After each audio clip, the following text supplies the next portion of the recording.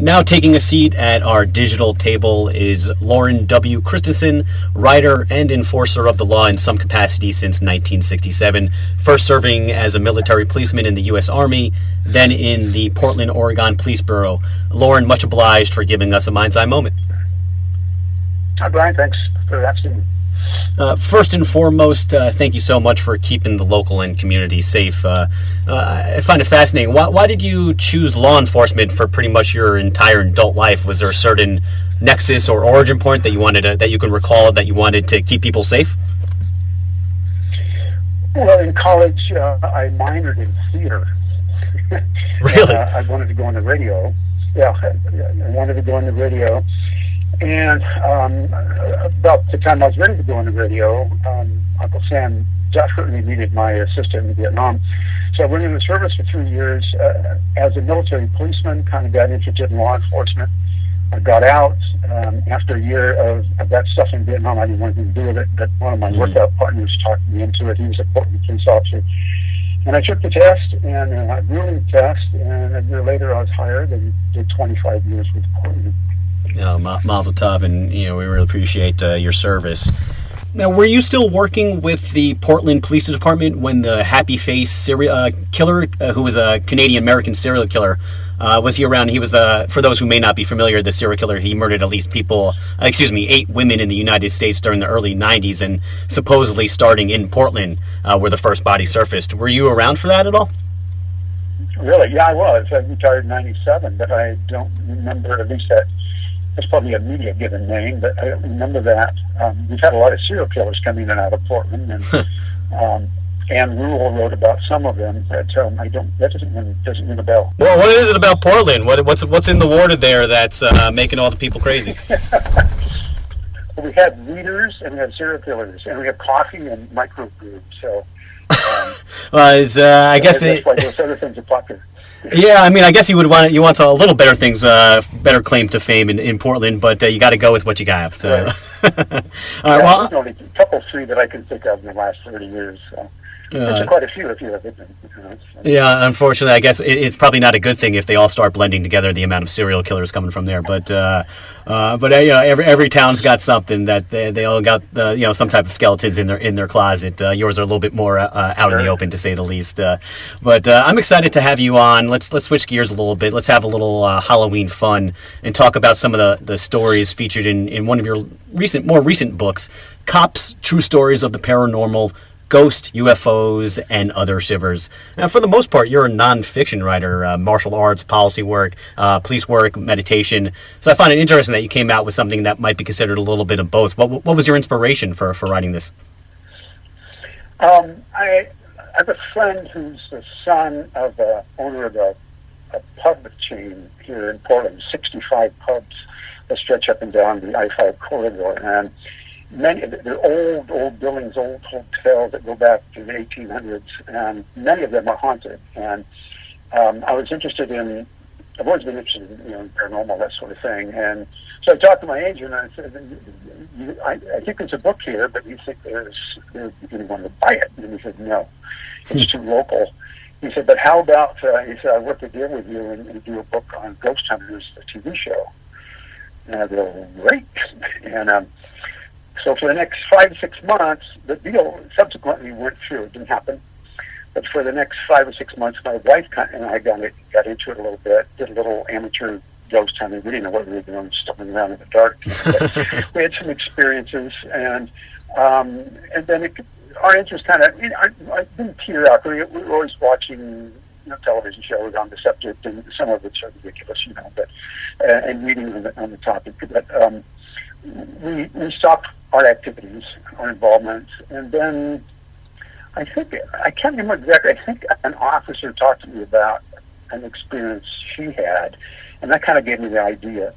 And I said, I wonder if there's a book there. And so on Facebook, I went to a couple of the police sites that I belong to and took a big gulp for courage and asked if anyone had ghost stories, gave me a shout, and I thought I'd get mocked, Instead, I got all kinds of interest in it. In fact, I got a story the very first day from my international police trainer the old meat and potatoes kind of guy, but he had a story of his own that he had already written, that he was going to do something with, and he said, "Oh, you can have it."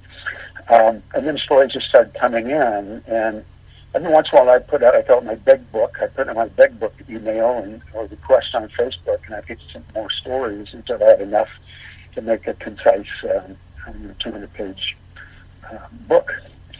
And there were some other officers that I knew, some homicide detectives that I contacted, and a couple of them said, I've had experiences, but it's so trashed out my mind that I can't. I don't want to relive it. I don't want to write it down. And and I even asked them twice over a 2-month period while I was collecting stories, and they didn't want to do it. And they kind of visibly shook when I asked them. They just didn't want to relive that experience. But I got some good stories, and what happened is they would write their stories, and one even wrote it in pencil and sent it to me in a letter, old timer, and then I would rewrite it and format it to the style I wanted for the book, and then took another deep breath and we got it published, and within 2 weeks it was the Kindle version. It was #1 on Amazon and has been since February. So about 6 or 7 months it's been #1, and I was really, really surprised by that. I don't think you should be. I think that's a testament to the sources. When I encounter a tale about the supernatural, the paranormal, the unbelievable, the first thing I always do is look at the source. So when I found out that a retired officer is coming out with these type of stories, my ears really perked up. I mean, police officers, they have to deal with the facts. In my opinion, police officers are some of the more reliable sources that we have when it comes to stories, and particularly with these stories. Did you find that to be as true as well? Were they very reliable? Oh yeah. I didn't. I was starting to say I didn't turn down any. I turned down half a story. A guy had a 2-part story, and one part was kind of iffy in my mind, and his police tactics were questionable. And I just got to say, this guy's greater. I told him, why don't we just use the first part of the story, and he was happy with that. And the second part was just too far out there, and then and that's what most of the reviewers are saying, that even though the police are kind of under the hot lamp right now, most of so many of the reviewers are saying this is coming from a reliable source, people who are out there in the midst of the blood and guts that's happening in society, and they see everything. That's what I put in my intro. The cops see, especially in a big city, they see everything. They see more things in a month than the average person sees in their entire life. They have a big BS detector, if I can use that, and they lie to you all the time, and so they look at everything with a raised eyebrow and a question mark, and these stories, these incidents happen to these people, and it shocked them out of the wits because it didn't fit into their normal take on things. You go to a homicide, you go to a burglary, you go to a rape. There's a certain, even though they're pretty bizarre, but most people, after a while, as a cop, there's a certain sameness to them. The guy shot the gun, the other guy fell down, he left some fingerprint, that sort of thing. There's a certain sameness with variations on the theme. But every once in a while, something would come along that was even beyond the quirky kind of cases. It was something that was beyond normal, which is the definition of paranormal. It was just beyond anything that they had ever experienced, and there was no other explanation than it was a paranormal experience that they had. When you think of Halloween, one of the first things that come to mind are ghosts. Was there a particular ghost story that has kept you up at night? There's a couple things that I found real interesting. I'd never thought about it before, and there's 3 stories in the book, maybe 4.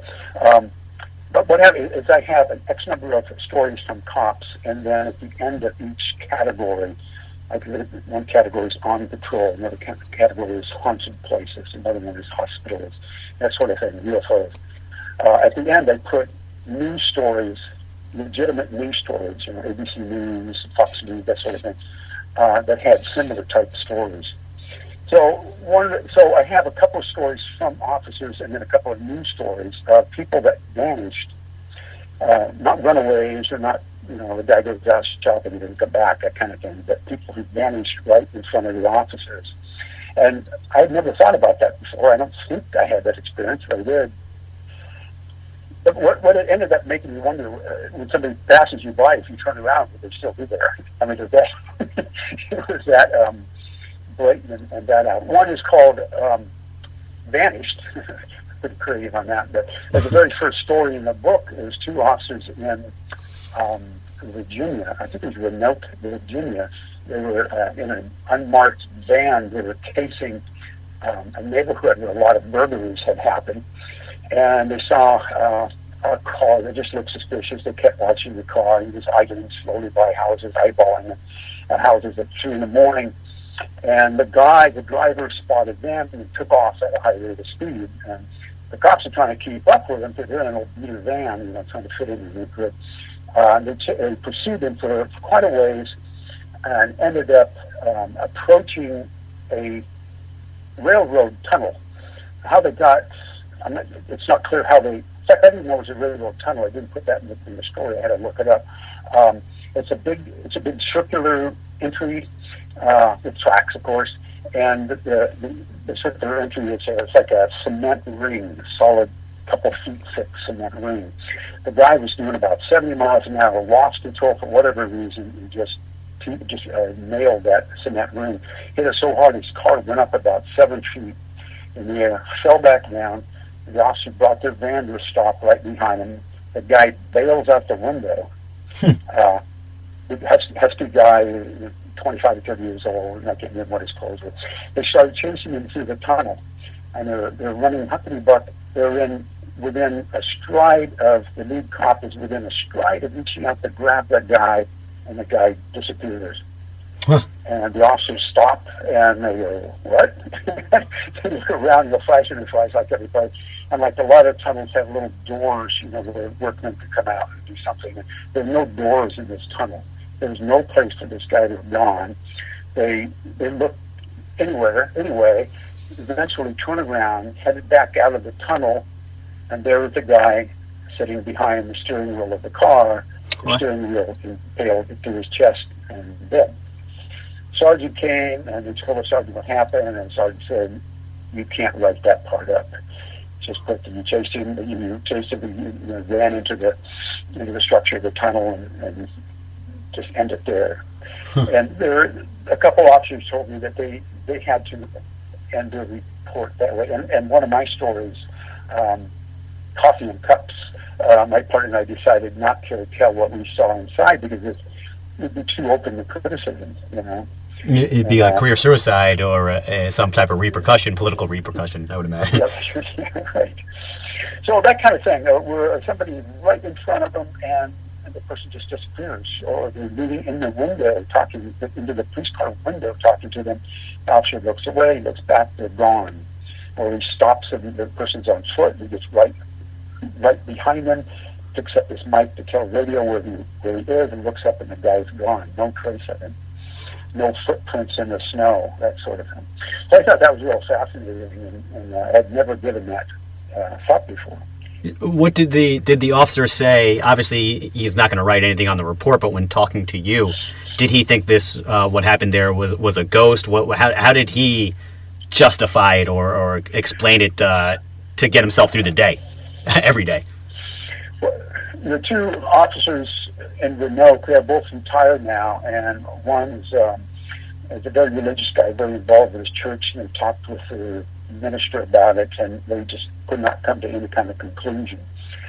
The one where the one where the guy just disappeared right in front of his car, that was near Lake Erie. It was a state policeman who was up on the highway, snowing, blowing ice, and he's going down a long, sloping highway stretch down to the lake, and he sees this guy right in front of him on the road. He's wearing old 1940 style clothes. He's got a blanket over his shoulder, fedora hat, not the modern fedora hats, but the fedora hats of the war age. He pulls up behind the guy, and he's close enough you could see the wool kind of pulling out of this jacket coat, like it was an old beat-up jacket coat. He stopped him so that the guy was on his right front fender. And the officer reached down to tell radio where he was, and he looked back up. The guy wasn't there. He got out. He thought maybe the guy fell on the ice. He got out, ran around the front of the car. Guy wasn't there. He wasn't down the embankment. In fact, another car came. Another officer got out to look down the embankment. There were no footprints anywhere in the snow. We later found out that this stretch was a stretch that was popular during the 40s near Detroit, and some of the gangsters would bring people up, kill them, roll them in a blanket. This guy had a blanket over his shoulder and roll them and toss them over the embankment.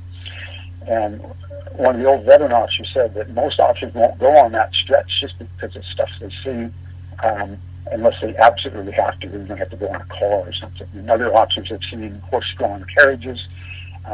They pull in behind them and the thing disappears. And so that sort of thing, I think people who are more knowledgeable than me, they call that residual energy, where maybe an event like that happened, an event like that did happen, and that energy continues in that space.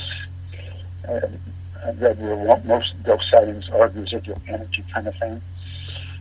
Something just repeats itself over and over and over, and maybe you've read where... Kind of like a broken record of sorts. Yeah, like a broken record. The Battle of Gettysburg happened in 1863, I think it was, but people could go down to the fences and they could hear the battle by the fences as late as, I think it's like 1910.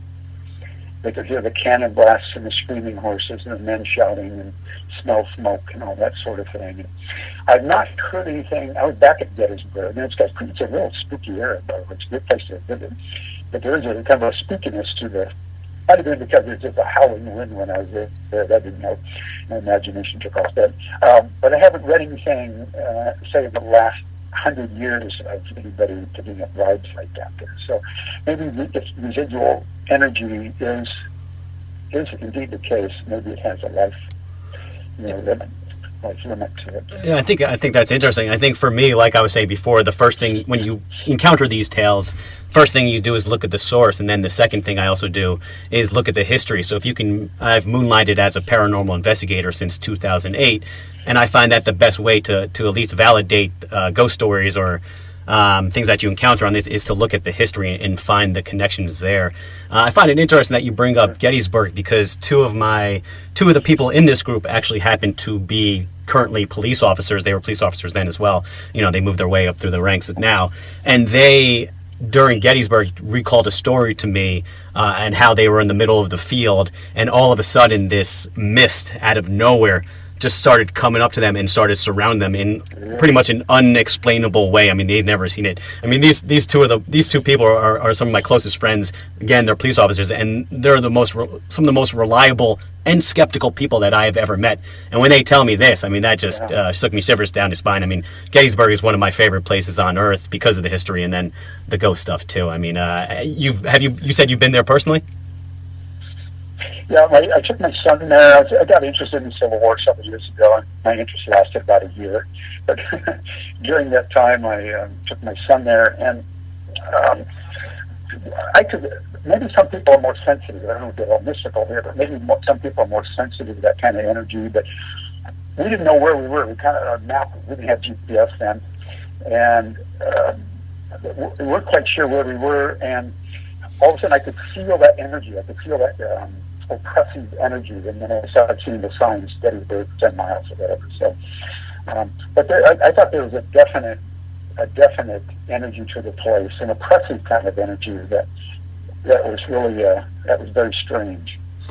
Yeah, they did. I think, and part of that is that was one of the first battlefields that they started to preserve almost directly afterwards. So I feel like that definitely has part of it. And of course, then there's the theory that the rocks that where the Gettysburg are have something to do with it. I believe there's a lot of quartz there, so there's that theory, of course. So I mean, Gettysburg is one of the most fascinating places, paranormal or not, regardless either way. Oh, yeah. Now, you said while you were researching for the book and you were, out there doing some investigation yourself, you said you had a possible couple experiences. Anything that you would like to share? Sure. Well, again, we didn't know what we were doing, and I'm getting some tremendous feedback on this, so if you can hear me okay. We went to, the first place we started, we went to was a mausoleum. It's a huge mausoleum here in Portland, up on a hill. It's about 3 stories high, about another 3 or 4 stories below ground.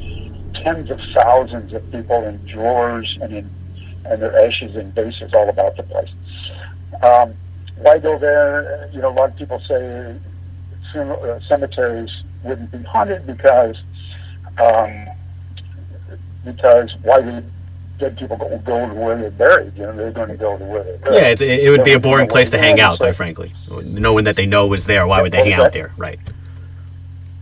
Yeah, so we decided, well, let's just start there. We can experiment with our electronic voice phenomenon device and take a lot of pictures so we can get in the orbs. And it was just a very, very creepy place. And before we'd spent about 3 hours there. We were the only people there. Occasionally we would hear water dripping from someplace. Never knew what that was. And we'd hear footsteps, and we just assumed that was somebody else coming to see a loved one on one of the many floors. I would imagine that all that much marble was probably a conduit to sound, and so we didn't put much value in that one. But we liked it so much that we went back the next week. And in the next week, we were there about an hour, and we both simultaneously, without any, it just totally surprised us that simultaneously we both got really depressed. I got really, really angry. My wife got really exhausted. She just wanted to lay down at one of the marble benches and go to sleep. And I just got just a real sense of depression and anger. And I said, let's get out of here. And we drove home. We had a symphony, I think, to go to that night. And it took us about 40 minutes to get home. And all the way home, I wanted to just pull people out of the cars and beat them up. And fortunately, I didn't do that. And we got home. We sat in the driveway for about half an hour. And said, we don't want. What have we got? If we got something clinging to us, we don't want to go inside. And we sat out there, and then this sensation finally dissipated, leaving us with a kind of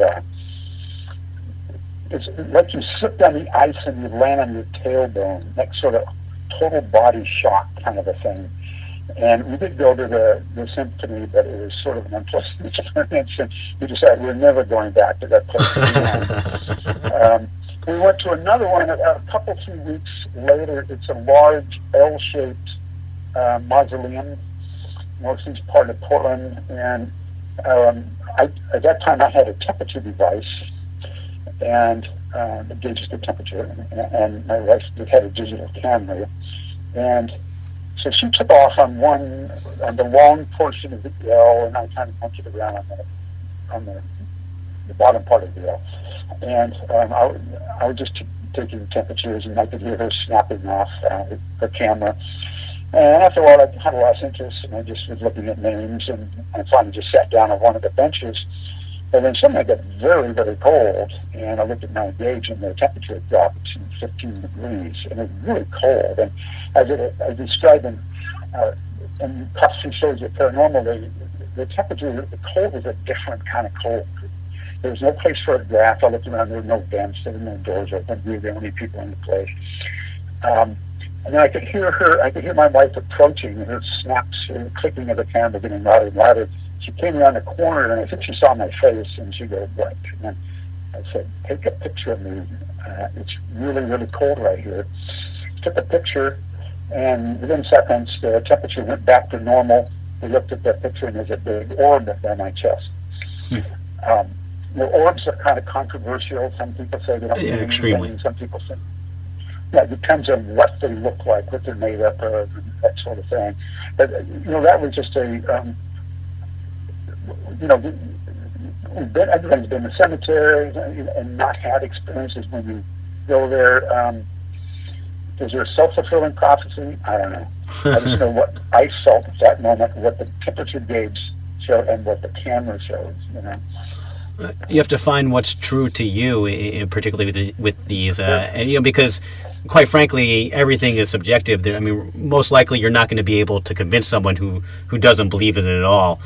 So really, when these type of things, it comes down subjective and what you believe. How has writing the book and researching the book, having these type of experiences, talking to your co-workers, your other officers who can explain these type of things, how has it changed you, if at all?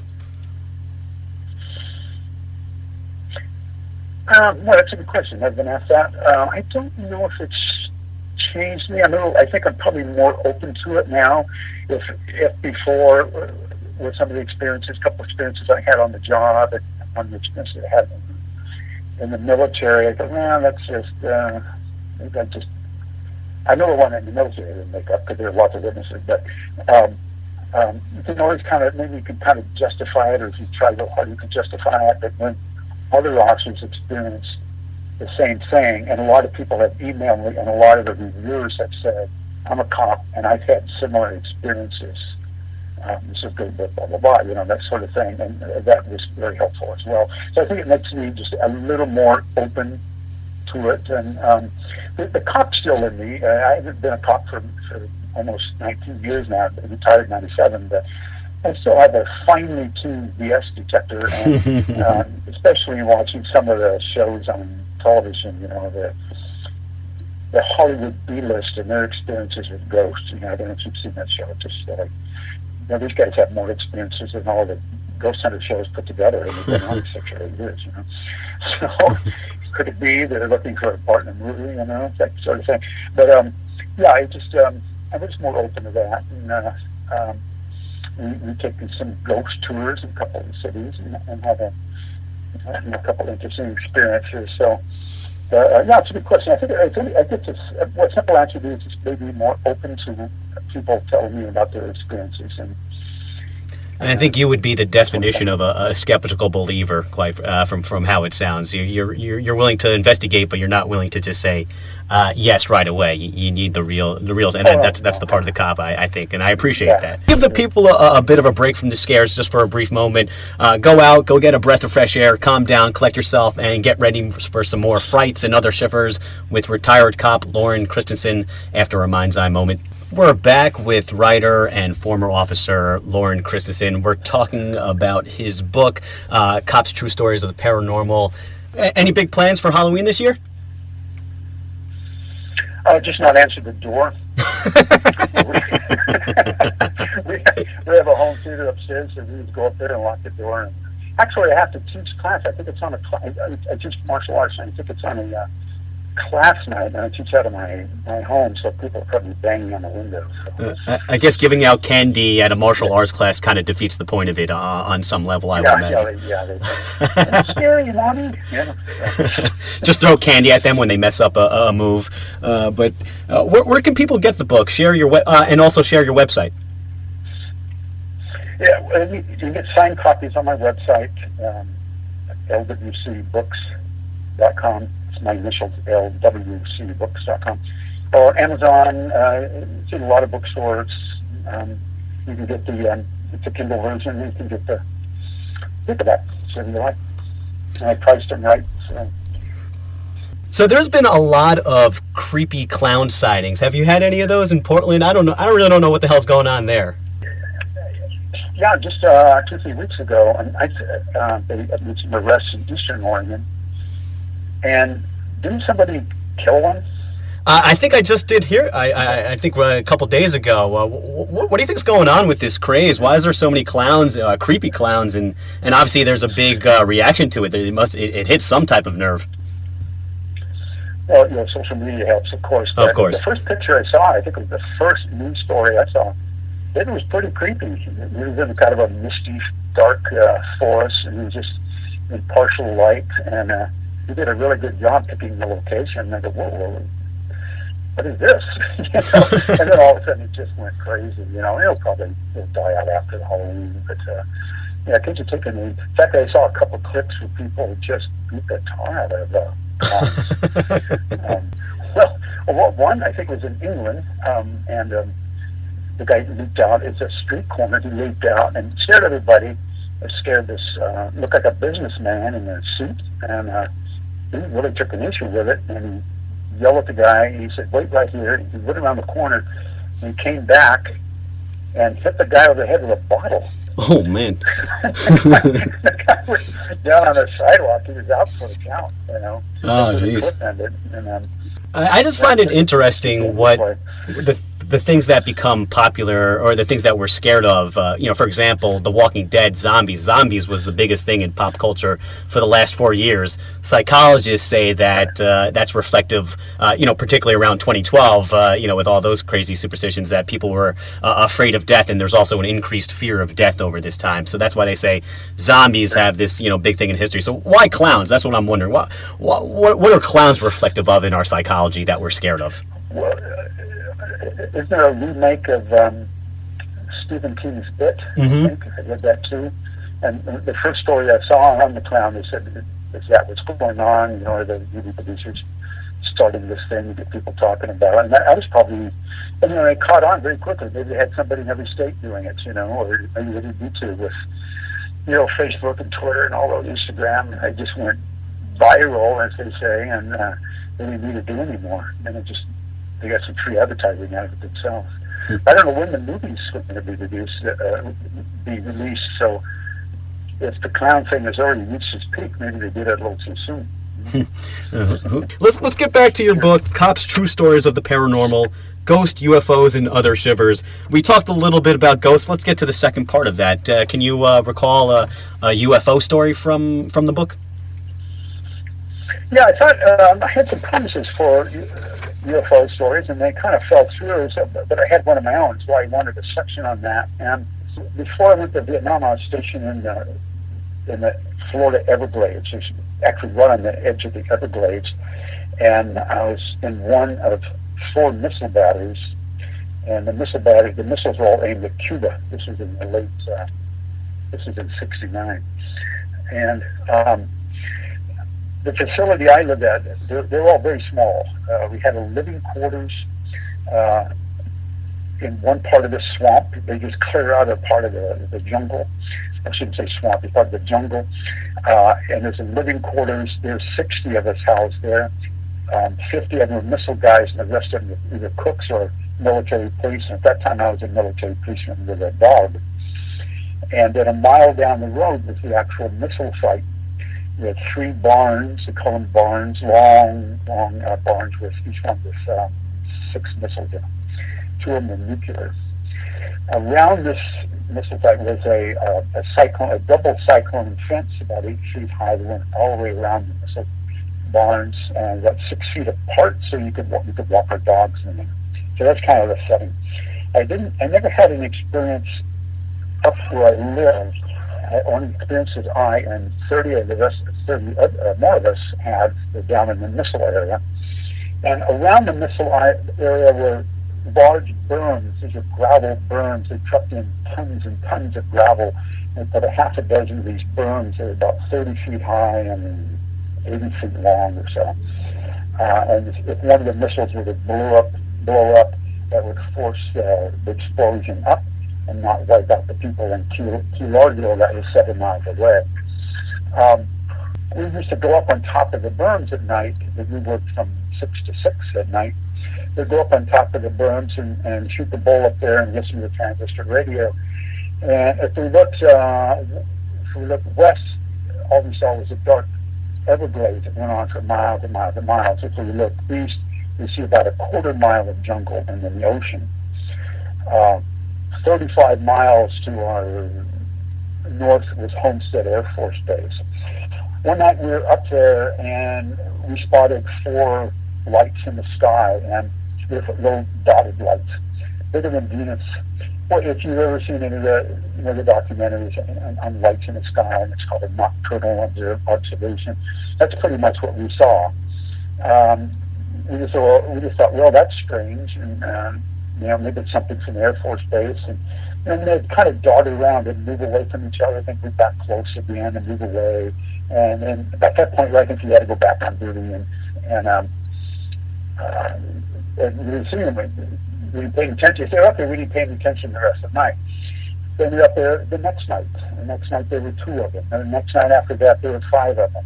And this continued for 3 or 4 weeks. And we'd file reports on it, but we'd never hear anything. But we'd tell our brass, and then the brass, this is I'm assuming, then our brass, we were at Army base, would call the Homestead Air Force Base and tell them what we had. Maybe they sent up something, I don't know. It was so far away, we would be able to tell from where we were. One night, we were out in the perimeter walking around this cyclone fence thing. We were on the far side of the missile base. This whole thing was probably a mile all the way around. One side of the swamp, and the other side was just the missile barns, just lit by a couple of light bulbs, pitch dark. Buddy and I were talking. We look up, and there's a couple of lights directly overhead. That kind of changed the complexion. There's one thing seeing them however many miles away we were seeing them. Now they're directly overhead. How far up? I don't know. High as an airplane flying, I guess. They've seen an airplane. Let me just make a wild guess. 200 feet up, maybe higher than that. It startled us, and so I called on the fence phone, and I reported to the duty officer. He says, "Hold on," and he says, "Stand by." And then he called back, and he says, "They're going up." I didn't know what he meant by they're going up. But we saw 2 jets screaming over through the sky from Homestead Air Force Base. And as they approached us, the lights went up. We think they went up and just disappeared. The jets screamed overhead. We never heard any more about it. We didn't get any reports on what was going on or anything. We'd see the lights, we'd see the lights on various nights out over the ocean. And one night we were hot, and hot means there were 4 missile batteries, and we were hot. All the missile guys were down in the barns that week. Normally, just the MPs were down there. So everybody was down there. And I was in a ready room talking to somebody, and somebody said, "Radar's got something." And so I went out to the radar shack, and I didn't know anything about radar. I just had done that too, But so I pushed my way into the radar room, and there were the big screens there, and you could see the light on the screen. And every time the line would flip around, that light would move a fairly pronounced distance on that screen. And somebody asked how fast they were going. The radar guy turned around and he just blanched, and he said about 1,500 miles an hour. Whoa! But then everybody ordered to go back to work, and it was either the same week. This memory failed too. It was either that same week or it was a month later when we were hot. Everybody was downrange. I was back. We didn't take our dogs out until everybody went to bed. The dogs just go crazy with that many people down there. So we just left them in the kennels. There were 8 kennels way off to the side of the property. So we just left them in the property. And so what I should, back just ahead, this is just a place carved out of the jungle. It's a constant fight to keep the jungle back. Jungle wanted what belongs to it. And so it's a constant fight to keep that jungle back. And the jungle is just a cacophony of insects buzzing and cackling and screeches and whatever, alligators snapping and stuff. It's a horrible place. The place I actually hated it. And I'm a city boy. I don't need beer in that sense. And I'm inside the ready room, and somebody ran in a panic. They said, "One of those lights is coming towards us." And so I went out, and it's a big clear area there, all concrete, and there are already about 15 guys down there. Everybody's looking in the direction of the missile barns. And the light was coming toward us, toward the missile barns. And as it came, and it got larger and larger, people were kind of yelling at each other. Somebody was saying, "Raise the missiles," forgetting that it's the ground-to-ground missiles, so weren't ground-to-air missiles. They got closer and closer, and then everybody got just dead silent. And it went over the missile barns and approached us. And the reports I saw later, people were saying it was 50 feet high. I would say it was about 200 feet up in the air. It was triangular shaped, with lights around it, had a low resonant hum, and it just crept over us, over the jungle between us and the ocean, and disappeared. The duty officer at that time was a warrant officer. It's a warrant officer is a strange rank. It's not a lieutenant, it's not a captain, it's something. And he just went absolutely crazy. He had to be restrained and held down. eventually called a van. We whisked him away. I don't know where they took him. Never saw him again. No one slept that night. Next day there was we had to get in a formation. We never had formations in Nevada. Everybody had a good formation. And Nebraska came in from the Homestead Air Force Base, and they talked about it. They said, we don't know what it is. Don't shoot at it. I got little 45s and everything assessed anyway. Don't call home. Don't write home. Don't tell anybody. Just when you see stuff, report it. Of course, after everybody left, I ran called my mom. West Coast, and Mom, call the mayor, call somebody, get me out of here. We saw the lights off and on for a few more. It's not as regular as we did before, and by then I got orders to go to Washington, D.C. to study Vietnamese language, and then from there on over to Vietnam. While I was in D.C., I did see a news story where people on the beach were startled in Miami by real loud crackling sounds coming from the sky. It was a clear blue day.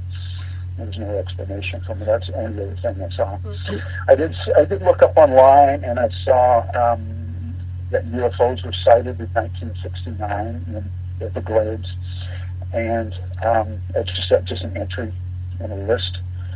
And I actually saw yesterday, just because I knew it was even talking, I looked up my old battery, and now most of it's covered by, some of the radar dishes are 60 feet high, and now it's totally consumed by jungle. It closed down in 82, I think, so it's 35 years of gathering jungle. And one of the guys writing underneath that some of the pictures talked about UFOs. And so apparently it continued after I left. Looking through the prism. Creepy, No, please. okay. No, please. Sorry. I was just going to say, it was very creepy, and that was kind of the cherry on the pudding between that and the insects and the snakes. And I went in about a week later to the master sergeant, and I put in for Vietnam. I said, I've got to face Viet Cong. Yeah, more time down here. I'm sure that was just the cherry on top more than anything. You were probably ready to get the hell out of there, knowing what was going on. Yeah. Looking through the prism of time, now we know that there was a lot of experimental foreign aircraft at that time. What do you think it was? Do you think it was maybe Russia, USSR? What do you think is the origin of your experience? Was it possibly even extraterrestrial? Well, if you've flown over the Everglades, you look down and there's large circles of vegetation, and it's just water in the middle. Look like somebody planted it that way. And it's like craters on the moon, except they're circles of vegetation. How dense those rings are, I have no clue because I'm up in the air, 7,000 feet. But I've read a lot of scuttlebutt that UFOs plunge through that center and go down into the water. That's just somebody's theory.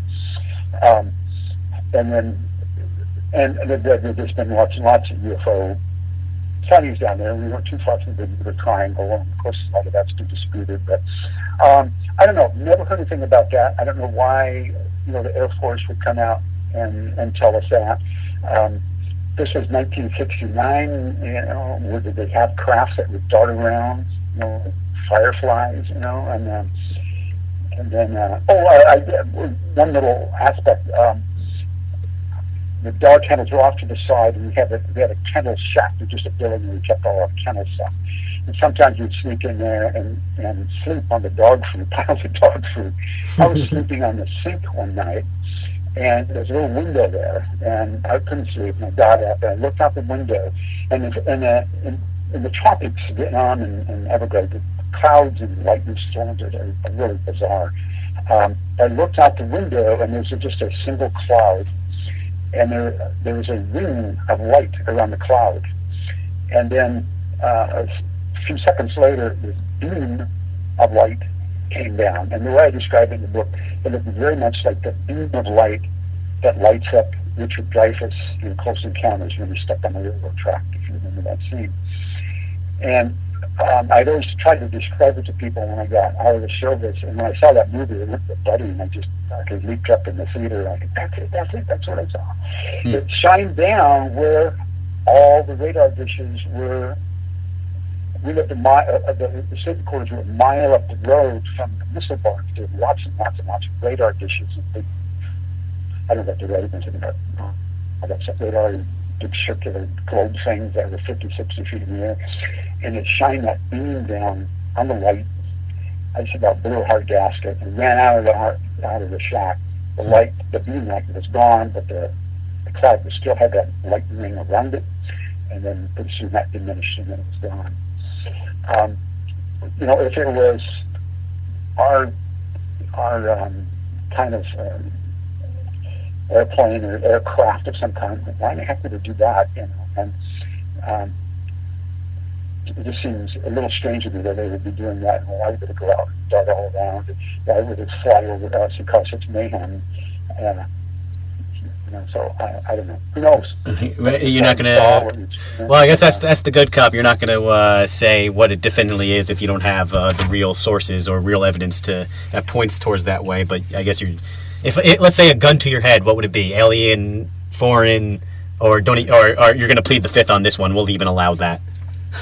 Yeah, I would go with a UFO, not a man-made object. We were stationed by an Air Force base. When I was in dog school, I was at an Air Force base. I never saw anything even remotely similar to this. Vietnam, the sky was alive with planes and helicopters all done. Nothing ever remotely similar to that at all. I would go with some kind of, maybe some kind of alien craft of some kind. Speaking. I mean, I won't even be able to guess. I mean, just my personal opinion on the whole alien debate, the UFOs. I mean, I don't even know why they'd really want to come here, quite frankly. But to me, it's more of just a mathematical probability that aliens exist more than anything else, regardless of UFOs and whatnot. Switching. It makes sense that they would come here in order to all this. I have several stories. There's news stories. Because it was really interesting to me, about cattle and animal mutilation, and now there's been cases of people mutilation, similar to the animal mutilation. And why would first of all, why would the government do that? Some people, well, it's the government. It's a doggone black helicopter. To me, that's absurd. What I'm talking about is farmers going out and finding cattle, something to the tune of 10,000. In one, I think it was a 10-year period, 10,000 cattle, including wildlife, deers and that sort of thing, dogs with eyes removed, sex organs removed, a rectangle on the face removed. These aren't Satanists. Satanists don't function that way. I did some little tiny bit of Satanist work when I was in the police department investigating. Virtually all of them, the bodies are located where appear to have been dropped. Some have bounced, landed in one place, down in one place, bounced, and then came to find resting in another place a few feet away. There's never any blood. In some cases, animals, birds, insects, that sort of thing, stay away from the carcass for up to 30 days before they get moved in. That sort of thing. Evidence where tree limbs have been broken all the way down through the tree, down to the ground where the animals lie. My argument against the government is government can get their own cows. They don't have to go take a hard-working farmer's cow and fly a spear, and take them away and then cut them strangely, and then take them back and drop them to scare the crap out of the farmer, And the ones that occurred in the late, I can't remember. It's either late 50s or late 60s, were done with lasers. The cuttings were done with lasers that they get. I can't remember the name. Burned. It kind of seals the flesh. I'm drawing a blank on the word for that. But that technology didn't exist for another 10 years. So that sort of thing I find real curious, and to me the popsicles are still out there somewhere. I don't know about that, but there's these cattle, and then we watched a video where this woman has made her life study of cattle mutilation, and then they found, and I can't remember where they found this guy or a couple of people, that were mutilated the same way. How do police officers deal with this? Like, what do they write on the reports? Because I imagine these type of reports, they do get called in. What do police officers? How do they respond to it? What do they chalk it up to, or have to? Well, all the stories I put in the book were investigated by the police. That's why I put them in, because I wanted to keep the theme with the cops. In most cases, these were county deputies. They just write it up to the county as a cattle mutilation with probably no conclusion. You don't have to put a conclusion on a police report. You just say, this is what happened. You know. Well, I did talk with one guy. I forgot about that. I called him, and because I saw a news story, it was a current news story of a cattle mutilation that happened in this jurisdiction, and he was going to get hooked up with the officers, and he never did. So I think they decided not to be involved with the book. But they were just they were really creeped out by it. You know, it really startled them, because these are county guys who go out on livestock theft and you know, help the farmers round up loose cattle and get them off the roads, that sort of thing. Seeing cattle mutilated in such a fashion, you know, with the eyes missing. I mentioned the patches, not hunks of meat, but patches of hide, sex organs, tails missing, sometimes feet or hooves. Not if there are more hooves involved, I would kind of think, well, maybe the Satanists, because Satanists sometimes are big on the hooves and the clothing and hoofs and all that stuff.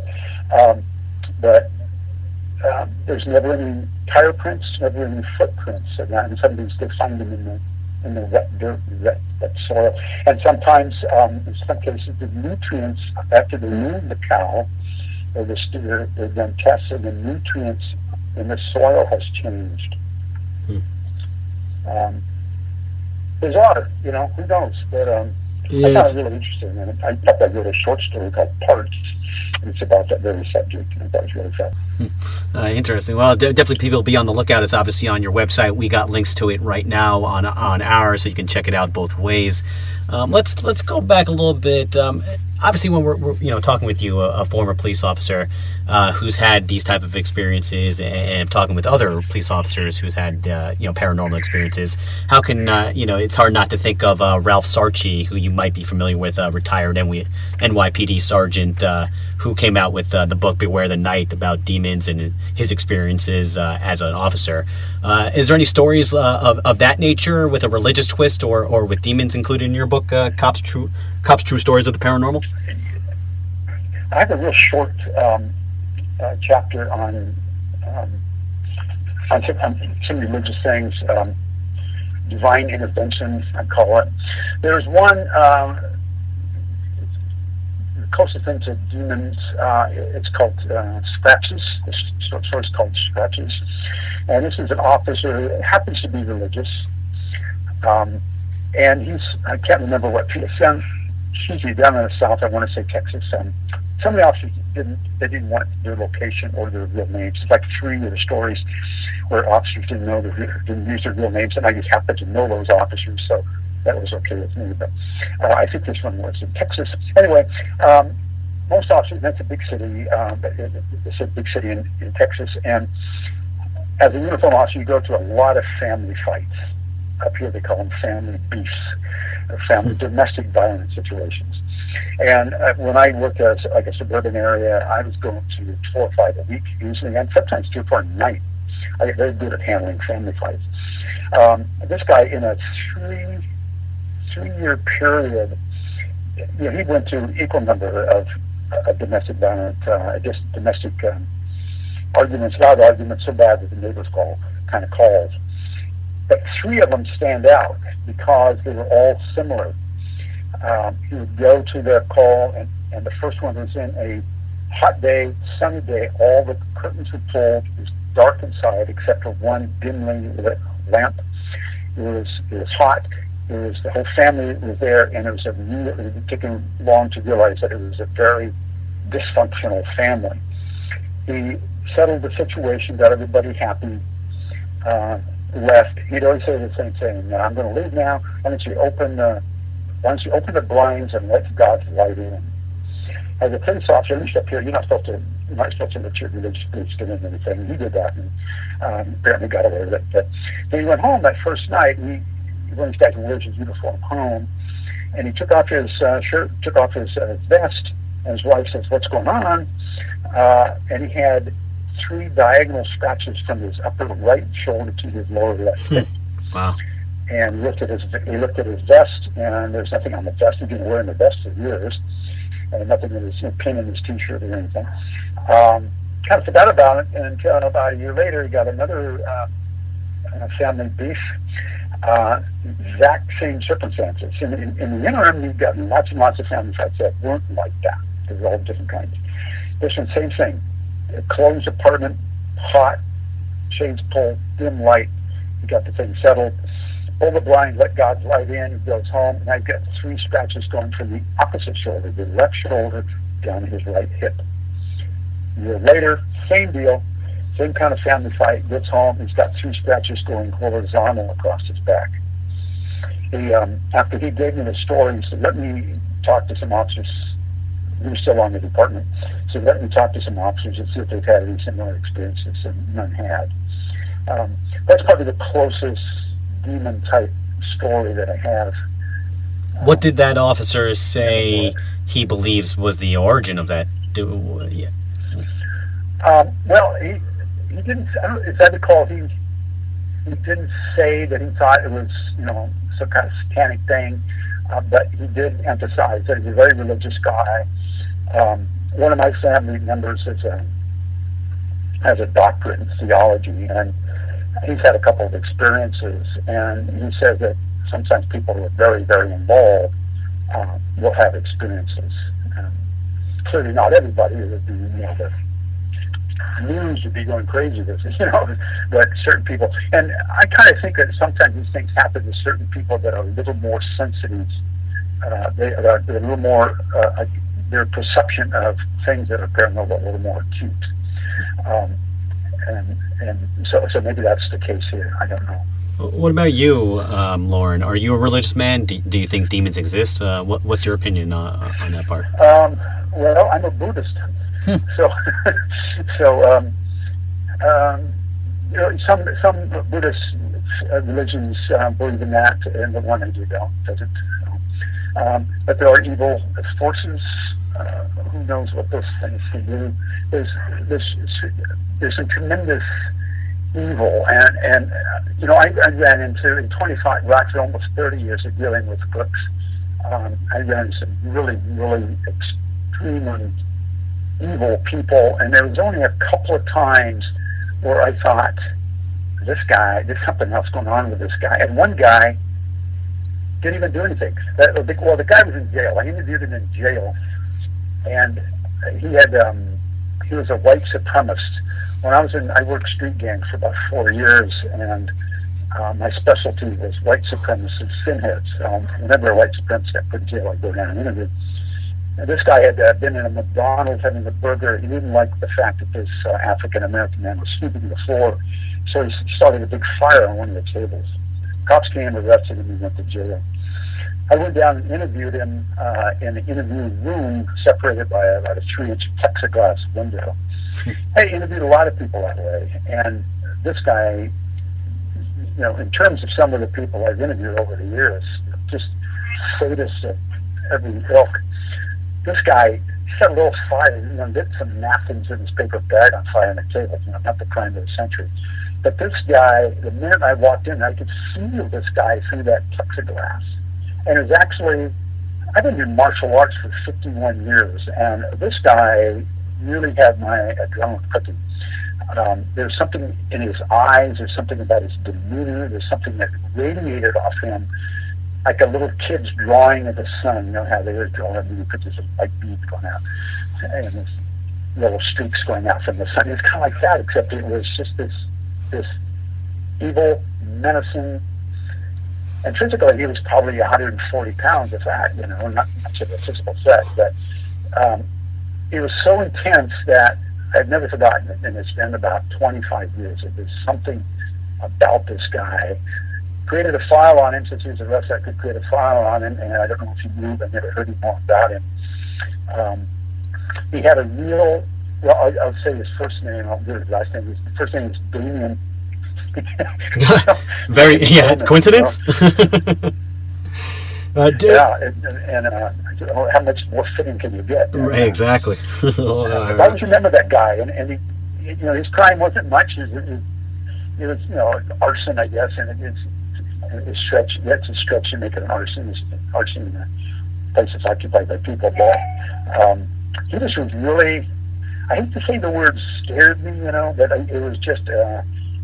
I was just really, really uncomfortable about whatever I was getting off this guy. And I've just never forgotten it. And going, you know, in all those some pretty bad characters.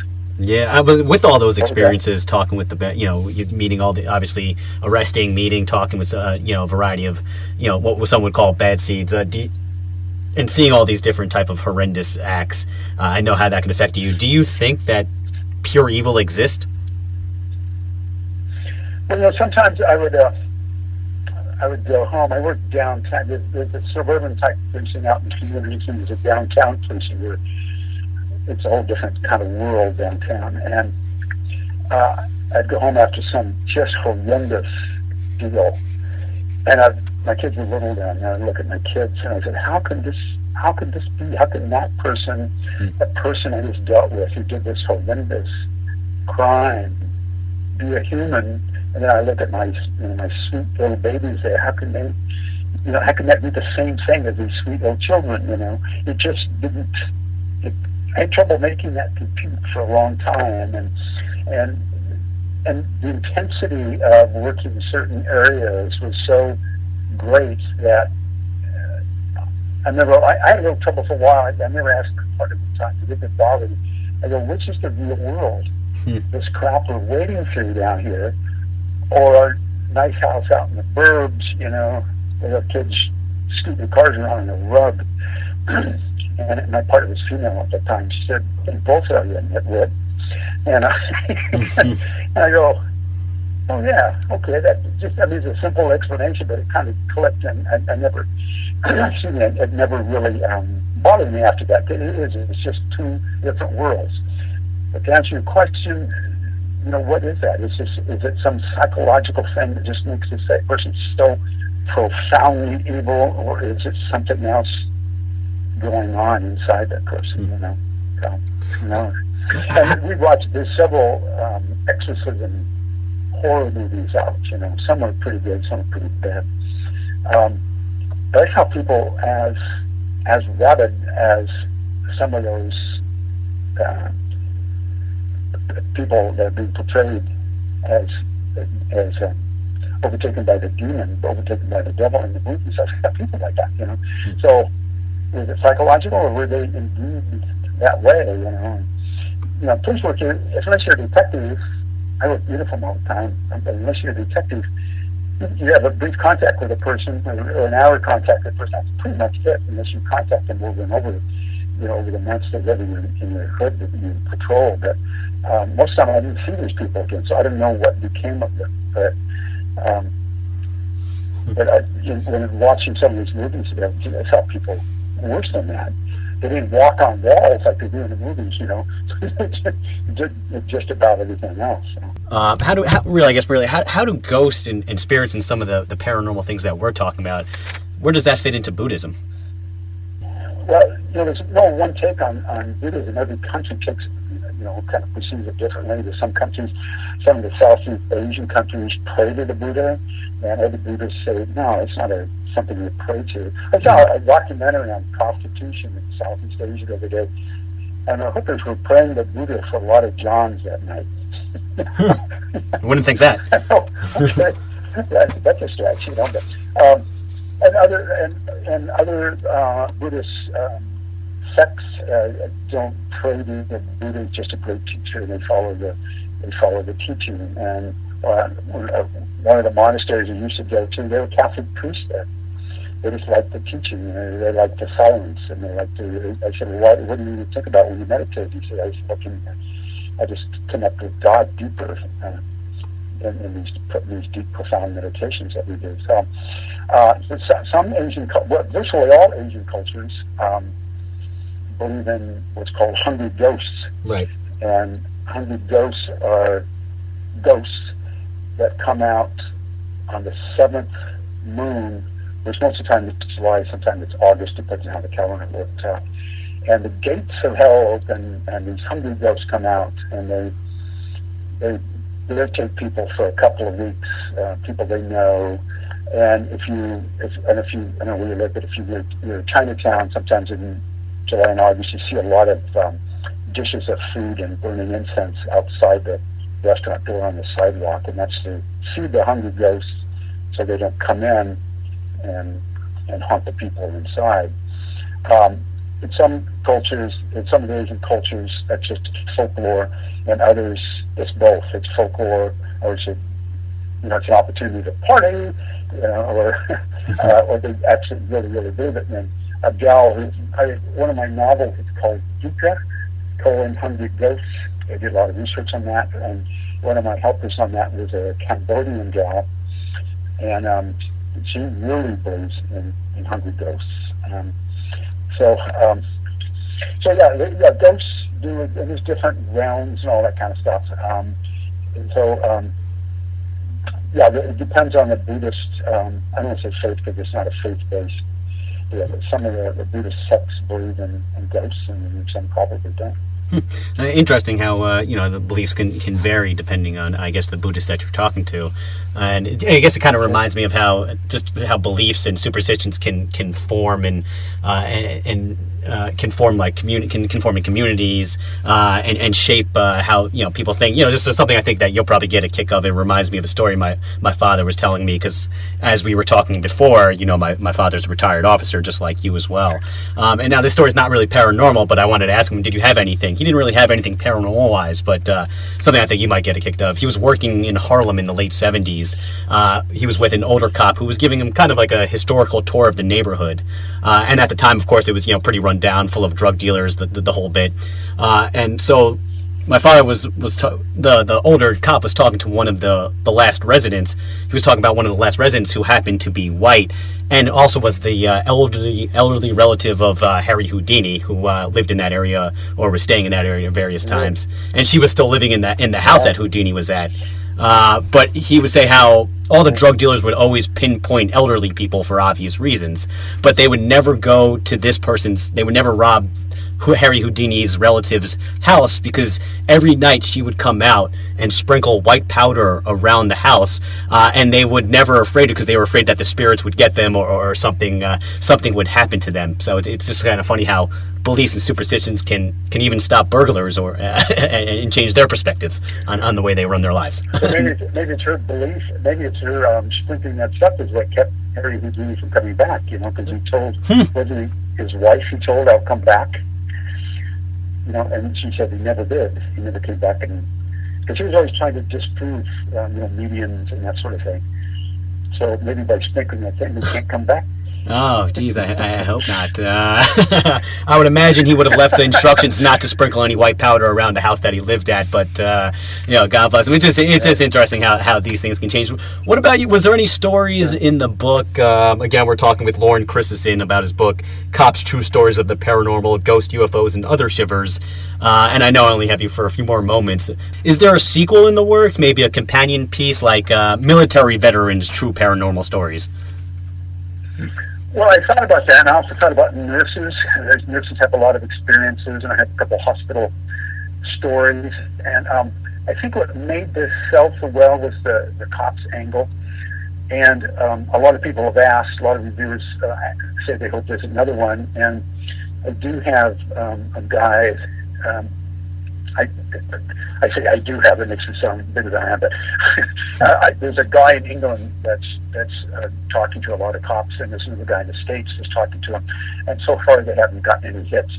It's a little hard because cops are tough to get these stories out. I was really surprised how easily some of them did come forward, but others just said, "Oh man, I'm going to get so much heat." And I was telling somebody that if I was in roll call, there's a cluster of cops, there's 20 of us in roll call getting our morning briefing, And if I said, hey, does anybody have a ghost story? I'd get spitballs, and a chair pulled out from under me and everything. But then when I went out to get in the car, there'd be one lone cop who would come up and go, hey, this is Mr. Coffee, I got a story for you.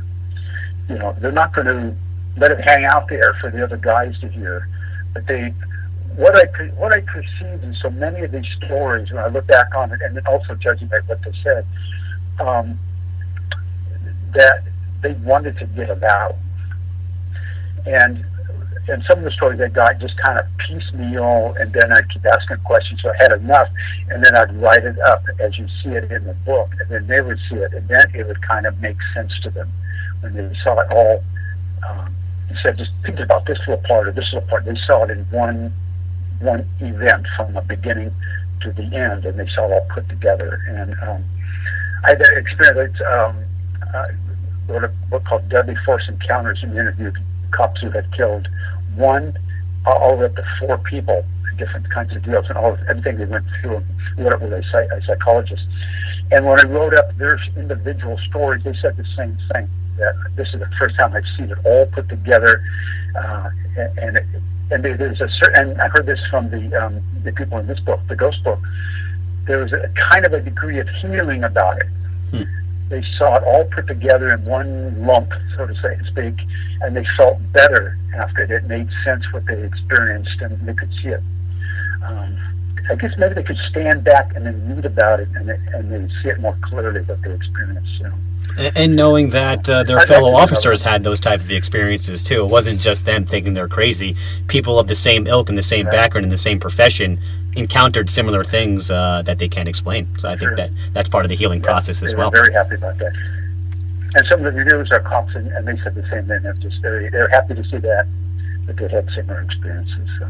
Well, I hope that there's a sequel in the works, because I know I'll be the first in line to buy it, whether it's another cop one or some other type of military. I got 1,000 ideas for you. You just come and let me know. I'll give you all the ones you want. Well, I just want to say thank you again for first and foremost, for your service, serving the community both locally and globally, and of course coming on the Mind's Eye just to scare the hell out of us.